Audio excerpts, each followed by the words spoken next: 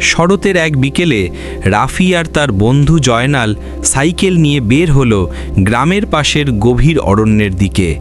সেই জঙ্গলে লোকজন খুব একটা যায় না। শোনা যায় সেখানে রাতের বেলা অদ্ভুত আলো জ্বলে, আবার হঠাৎ হঠাৎ অচেনা আওয়াজ শোনা যায়।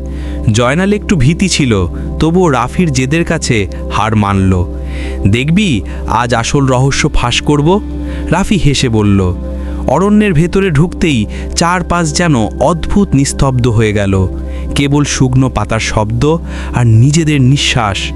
হঠাৎ করেই দুজনের চোখে পড়ল একটা পুরনো ভাঙা মন্দির, যা গাছপালায় প্রায় ঢাকা পড়ে গেছে।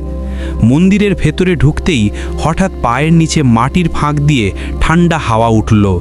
টর্চের আলো ফেলতেই দেখা গেল মাটির নিচে সিঁড়ি। চল নামি, রাফি বলল কাঁপা গলায়। দুজন নামতেই দেখা গেল এক বিশাল গুহা, যেখানে দেয়ালে অদ্ভুত চিহ্ন আঁকা। গুহার মাঝে একটা পুরনো কাঠের বাক্স রাখা। বাক্সটা খোলার সাথে সাথেই পুরো গুহা কেঁপে উঠল। ভেতরে কি ছিল সেটা তারা কেউ বুঝে ওঠার আগেই বাইরে থেকে যেন কারো ভারী পায়ের শব্দ ভেসে এলো।